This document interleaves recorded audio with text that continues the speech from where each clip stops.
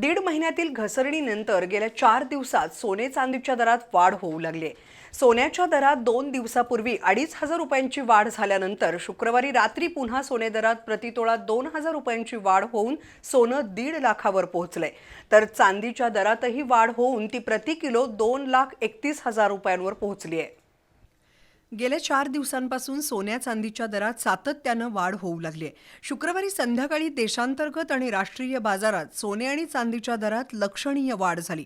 सलग तिसऱ्या दिवशी दरांनी वाढ दर्शवत तेजीचं चित्र पुन्हा निर्माण केलं. सोने चांदी दरांनी मोठी घसरण अनुभवल्यानंतर तब्बल 1.5 महिन्यानंतर आज संपलेल्या आठवड्यानं तेजीचं चित्र पाहिलं. आंतरराष्ट्रीय बाजारात स्पॉट सोन्याचा भाव सुमारे $4,315 प्रति औंसपर्यंत पोहोचला, तर चांदीच्या भावात सुमारे 4% अधिक वाढ होऊन तो सुमारे $64 प्रति औंसपर्यंत गेला.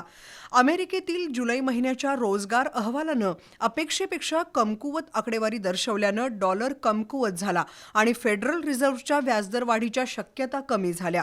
त्यामुळे मौल्यवान धातूंना पाठिंबा मिळाला. भारतातील मल्टी कमोडिटी एक्सचेंजवर सोन्याच्या वायद्यात सुमारे 1,272 रुपये वाढ होऊन सोन्याचा दर 1,50,000 रुपये प्रति 10 ग्रॅमपर्यंत पोहोचला.